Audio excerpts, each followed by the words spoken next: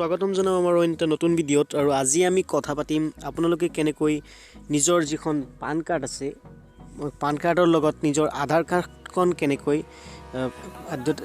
এটা বাধ্যতামূলক কাম যেটো আপোনালোকে পান কাৰ্ডৰ লগত নিজৰ আধাৰ কাৰ্ডটো লিংক কৰিব লাগিব 31 মাৰ্চৰ আগত সো হেতু কেনেকৈ আপোনালোকে নিজৰ পান কাৰ্ডটো আধাৰ কাৰ্ডৰ লগত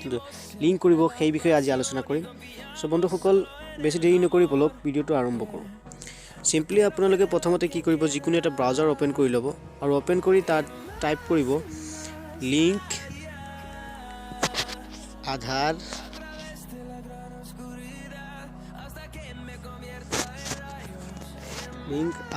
with pan card with pan বুলি লিখি সাৰ্চ কৰি দিব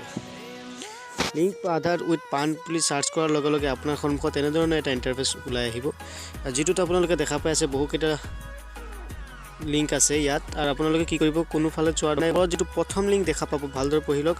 লিংক আধাৰ ইনকাম টেক্স যেটো আছে www.1.incometaxindia.efilling.gov.in যেটো ইনকাম যেটো আছে ওয়েবসাইট তাত ক্লিক কৰিব তাত ক্লিক কৰিলে আপোনালোকৰ ওপৰত বেলেগ এটা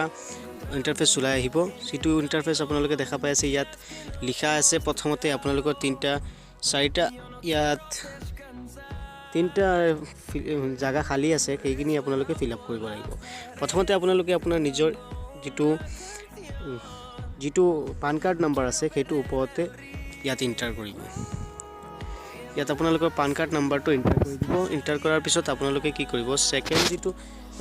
বক্স আছে সেকেন্ড বক্সটোত আপোনালোকৰ নিজৰ আধাৰ কাৰ্ড নম্বৰটো এন্টাৰ কৰি দিব নিজৰ সেকেন্ড বক্সত আধাৰ কাৰ্ড নম্বৰটো এন্টাৰ কৰাৰ পিছত থাৰ্ড নম্বৰ যেটো বক্স আছে সেই বক্সত আপোনাৰ আধাৰ কাৰ্ডত যেনেদৰে আপোনাৰ নামটো আছে ঠিক তেনেদৰে ইয়াত আপোনালোকে ফিল আপ কৰি দিব আধাৰ কাৰ্ডৰ নিচিনাই হ'ব লাগিব আৰু ইয়াত এটা অপচন আছে চাওক I have a only year of birth in Aadhaar card ইয়াত কৈছে যে যদি আপোনাৰ আধাৰ কাৰ্ডত অকল ডেট জন্মৰ সনটো দিয়া থাকে অকল সনটো দিয়া থাকে তাৰিখ বা মাহটো দিয়া নাথাকে তেন্তে এটো টিক মাৰ্ক কৰি দিব আৰু ইয়াত I agree to validate my Aadhaar details with UIDAI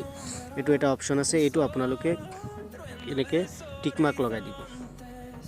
তাৰ পিছত এটো আছে চাওক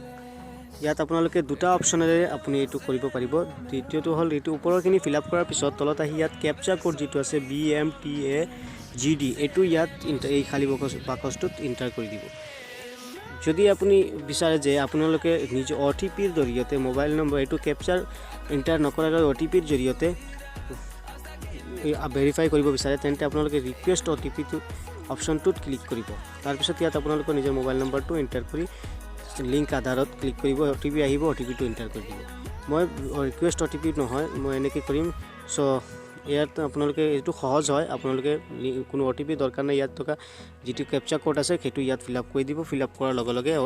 আপোনাৰটো অটোমেটিকলি ইয়াত যেতিয়া আপোনালোকে লিংক আধাৰ অপচন এটা আছে তাত ক্লিক কৰিব অটোমেটিকলি আপোনালোকৰ এটো লিংক হৈ যাব সো বন্ধুসকল আজিৰ কাৰণে ভিডিওটো ইমানেই আছিল যদি ভিডিওটো কোনো ভাল লাগিছে তেন্তে লাইক কৰিব কমেন্টত জনাব কেনেকুৱা হৈছে ভিডিওটো আৰু সাবস্ক্ৰাইব কৰি ৰাখক অহা ভিডিওলৈ বাট চাই থাকক ধন্যবাদ